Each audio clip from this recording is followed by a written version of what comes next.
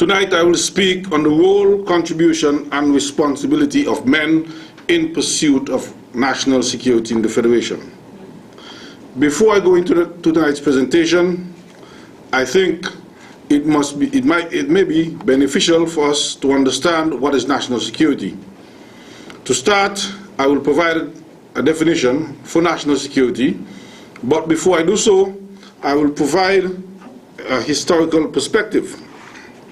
So, for most of the 20th century, national security was focused on military security, but as a concept, it expanded after World War II to incorporate domestic policies relating to national security. In the face of a world war and the dawn of the nuclear age, countries began to look not only at the foreign policy but internal policies to protect itself. During the Cold War, military threats were considered paramount. International security was mostly concerned with state security. However, with the end of the Cold War and the demise of bipolarity in international relations, a number of serious global threats have arisen. Today's threats are either as a result of globalization or have been aggravated by it. Since then, national security has come to mean different things, and now it includes economic security, energy security, environmental security, cyber security, and even health, women, and food security, just adjusting to the complexities of an ever-changing environment. Amidst all the many definitions, it is therefore critical to identify what is national security, and the best way that I think to do so is to establish a clear criteria for what exactly constitutes national security. And so, what is national security? It is generally agreed that national security is the safekeeping of the nation as a whole. Its highest order of business is the protection of the nation and its people from attack and any internal and external dangers by A, protecting the integrity of the nation's domestic institutions, systems, resources, and freedoms. This goal requires having armed forces as well as effective intelligence, law enforcement, counterterrorism, cybersecurity, and immigration policies to protect the homeland and secure its borders. And that I refer to as a very narrow definition. It is also achieved it also achieved this order of business by ensuring a nation's values that is reflected in the universal principles of freedom, freedom of expression, economic freedom, equality before the law, and freedom from persecution and oppression, what is regarded as human security, and that I refer to as an expanded definition. For the purpose of this evening's presentation, I want to focus this discussion somewhat on the expanded definition of national security. In particular, I will look at the role of men in the areas of economic security and human security. However, for completeness, it would be remiss if I do not make mention of anything in relation to the narrow definition, since I represent an organ of the armed forces, that is the police force, which is the primary law enforcement agency, and my organization falls under the Ministry of National Security. Now, the St. Kitts-Nevis Police Force was born out of the St. Kitts-Nevis Anguilla Police Force, which was established in 1960 upon the disintegration of the Leeward Islands Police Force. I can say that the police force that we have today has served the citizens well since then and will continue to serve the citizens. The mission statement of our police force states that the Royal St. Christopher Nevis Police Force, the purpose of the Royal St. Christopher Nevis Police Force is to uphold the law firmly and fairly, without fear or favor, to prevent crime, to pursue and bring to justice those who break the law, to keep the peace and to protect, help and reassure residents and visitors, and to be seen to do all this with integrity and impartiality. Now, the police force, as was indicated earlier, is the principal law enforcement agency within our federation. And today, as we stand, we have a service that has over 350 sworn police officers and about 45 civilian and administrative personnel, all dedicated to ensuring citizen safety. And they are spread across the 3 divisions encompassing 14 police stations, 10 in St. Kitts and 4 in Nevis. Additionally, there are several departments and units, and each of these units work independently and oftentimes cohesively to prevent, investigate, and prosecute criminal activity. Before going any further into this discourse, allow me to say that when I use the term men, which I will do throughout tonight's presentation, I'm being all-inclusive and in regards to all the officers of the police force, regardless of gender. The role of the police, therefore, can be described as being the premier frontline agency in the prevention of crime in our communities. How do the police prevent crimes in our communities, one may ask? Of course, by the police taking a proactive approach in the crime prevention through constant presence in the communities. The officer walking on the beat, the mobile patrol, the vehicle checkpoints, all of these are geared towards crime prevention. In addition, our officers engaging with you in one-on-one interactions in the community where they serve, but by providing safety tips, providing ideas as to ensure personal safety and that of your property. All this is part of the crime fighting, the crime prevention strategy. Our role continues when the unfortunate happens and there is a breaking, a stolen vehicle, and to date, what is most troubling and concerning for all of us is the high rate of homicides which we are experiencing. Our role then shifts to that of the investigating, and we begin to search and uncover the how, the who, the whys, and so on. Again, at this time, when we highlight that cohesiveness that I mentioned earlier, the know-how and the professionalism within the police force steps in. The investigative role. In the investigative role, all of our units come together with one single goal: to find the offender and to bring them to justice. In the past few minutes, I've tried to give you an insight into 2 of the primary roles and responsibilities of our police service: to prevent crimes and to investigate crimes. However, as criminal activity becomes more complex, more organized, and as the current officers meet the challenges, we need to seek out the brightest and the best of our nation's youth to answer the call to serve. We are no longer policing St. Kitts and Nevis in an era where the offender is the village nuisance who steals bread or a bottle of rum. We are dealing with groups of persons who are organized, who embrace technology, and are meticulous and keen on networking. Crime in St. Kitts and Nevis transcends borders, and new criminals engage in wire transactions, utilizing computers and other technology. They are not just the troubled youths or the gang members that we are faced with.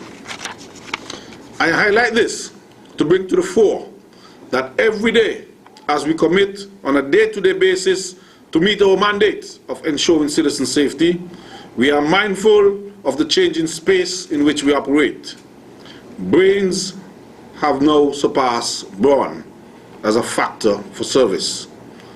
Our police service of the future will, as I said before, require the best and brightest of our nation's youths, those who excel in and are able to adapt to the changes in information technology, those who excel in hard sciences such as physics and chemistry, those who embrace culture and language skills such as Mandarin, Russian, Arabic, Farsi, to name some. You see, the embrace of the global village will also affect St. Kitts and Nevis villages, and for our police service to be able to meet the future, we have to start now.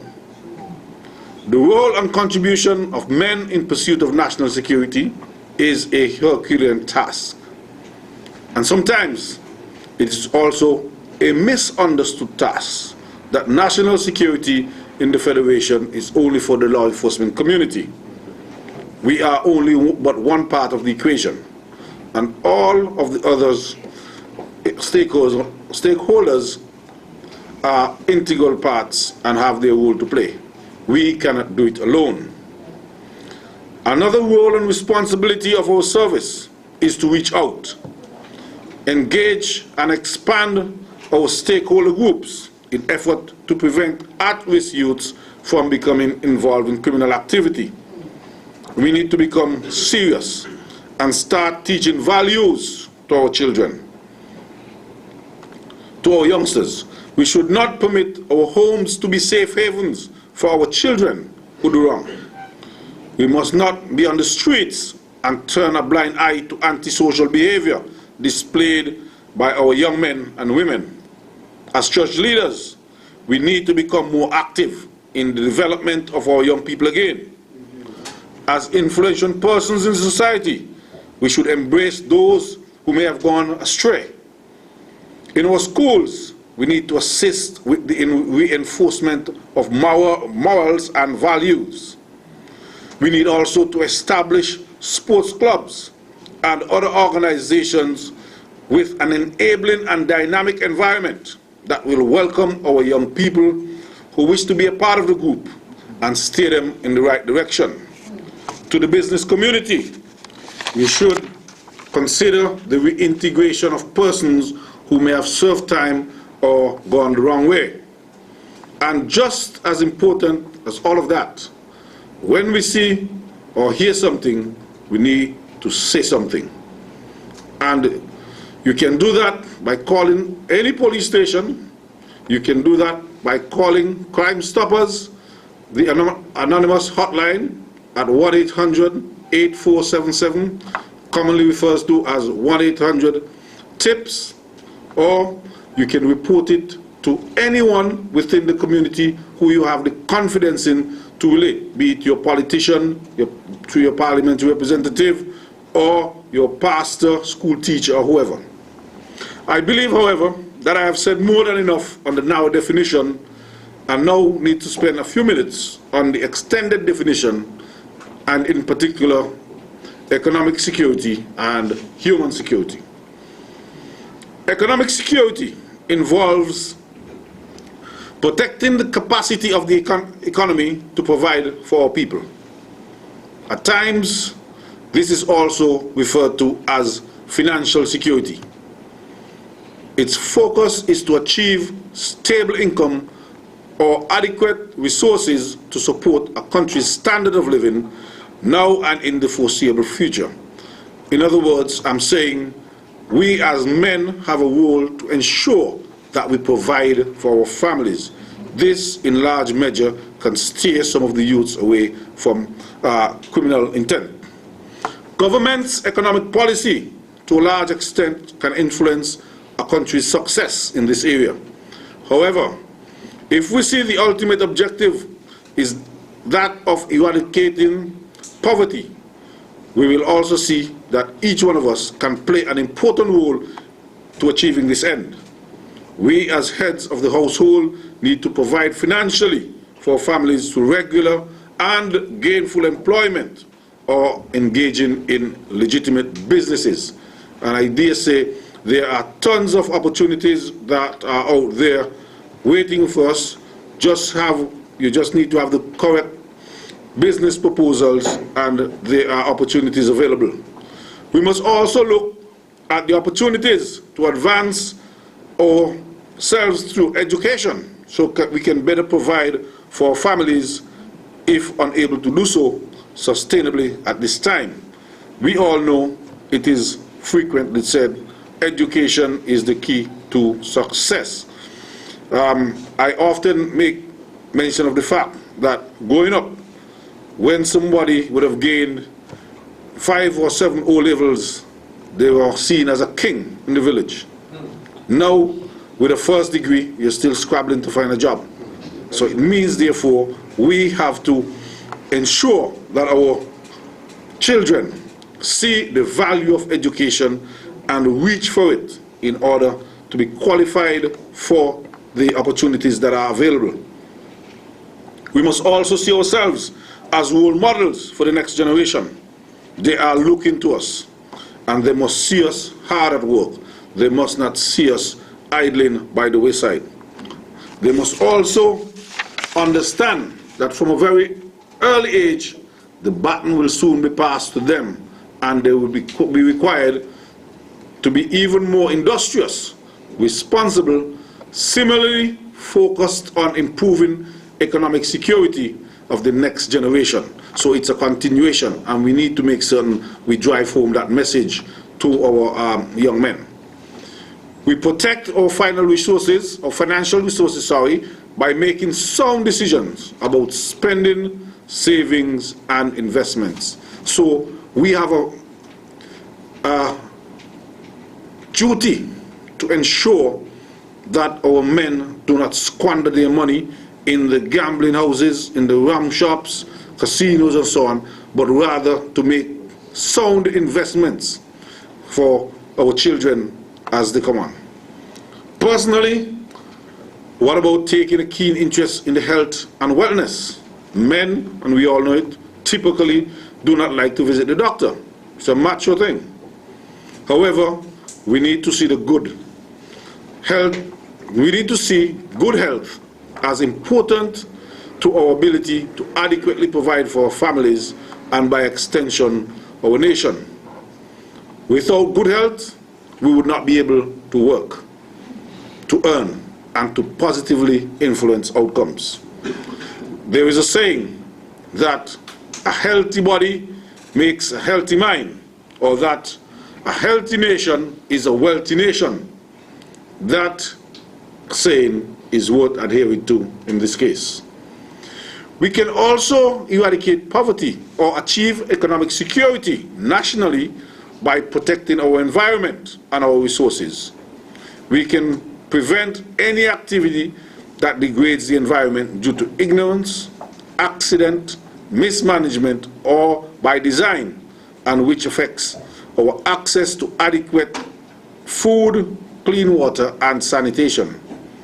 This speaks to our learning how our everyday actions can impact us negatively. So I hope you would understand what I'm saying when I speak to economic security. The role we have to play as men is critical in encompassing all of the things I've mentioned. Nevertheless, let's move on. Let's have a look at human security. Human security broadly encompasses people's safety from repression, including harmful disruptions of daily life and the protection of women, children, and minorities. It focuses on our responsibility to protect people from human rights violations. Again, it is a shared responsibility, and we must embrace that shared responsibility. Governments do not have the ultimate responsibility to review existing security.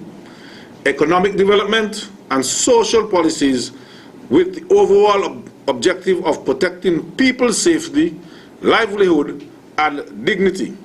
But we do have a role to play.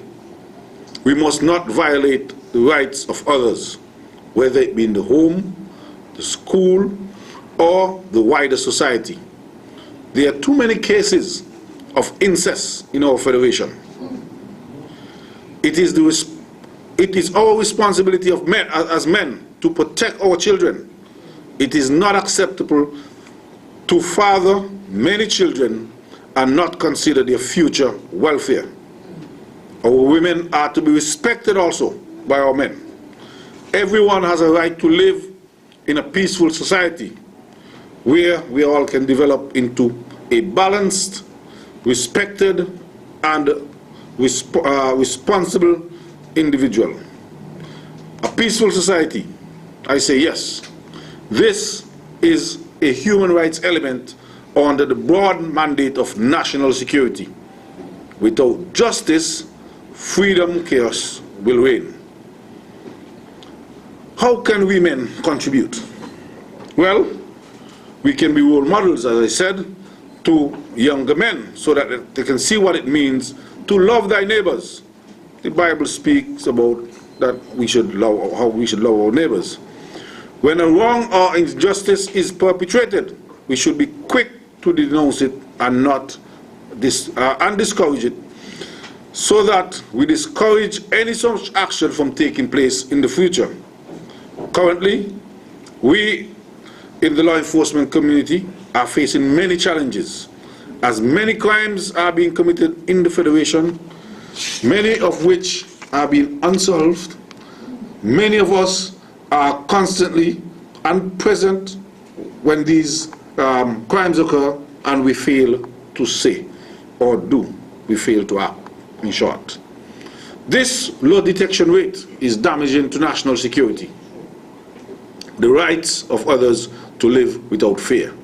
And why I say it's damaging to national security. In St. Kitts and Nevis, we don't have any natural resources like gold and so on.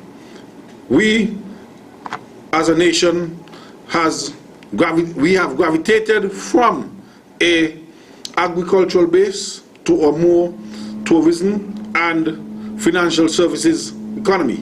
And so, with tourism and financial services being the main revenue earners, it is critical that the investors find confidence in the nation, because if there is no investor confidence, no investment will come here, and it will result in no tax being paid. It would also result in no jobs being created. And so this is critical and damaging to national security. The next question really is, do we willingly come forward or assist that members of our household could come forward with information to help law enforcement officers bring to justice the persons who are being victimized? I want to say to us tonight, do not be today's witness and tomorrow's victim, because by not saying or assisting today as a witness, tomorrow you may want that same assistance when you become a victim. So we need to certainly, from a very early age, preach that message throughout the community. We need to break this common pattern of silence and inaction if we are to secure our individual and collective human rights and freedoms. Security is still the most important issue facing residents and citizens of this federation. This includes the security of protecting our homeland and making this place a safer and more peaceful country, of having a job, of access to affordable health care, and of a quality education. Without education, we are weaker economically. Without economic power, we are weaker in terms of national security. No great military power has ever remained so without great economic power. As President Barack Obama reminded us some time ago, national security is not only the responsibility of the government, he said. It was the labor movement that helped to secure much of what we take for granted today. The 40-hour work week, the minimum wage, the family leave, health insurance, social security, Medicare, retirement plans. All these are the cornerstone of middle-class security, and all these bear the union label. These were ordinary men like you and me making an indelible difference to human security and should be emulated by all of us in whatever field or vocation we happen to choose. The concept of security has undergone vast changes. State security is no longer the only issue. Human security, the concern for the individual, communities, local habitats, ecosystem, etc., have become paramount. In the Cold War years, the absence of war was considered to be peace. Today, the well-being of the individual alone can deliver peace. But as President Obama also said, and I quote, "We cannot continue to rely only on our military in order to achieve national security objectives that we set. We've got to have a civilian national security force that's just as powerful, just as strong, and just as well funded," unquote. And I will add my own little shade to that quote and say, just as committed to national peace and security of our beloved Federation of St. Kitts and Nevis. Therefore, we need to foster relationships within the community to aid in the accomplishing of a climate that will encourage growth and development, and most importantly, to ensure our citizens' safety and safety of our residents and visitors to this lovely Federation of St. Kitts and Nevis. Ladies and gentlemen, I want to thank you.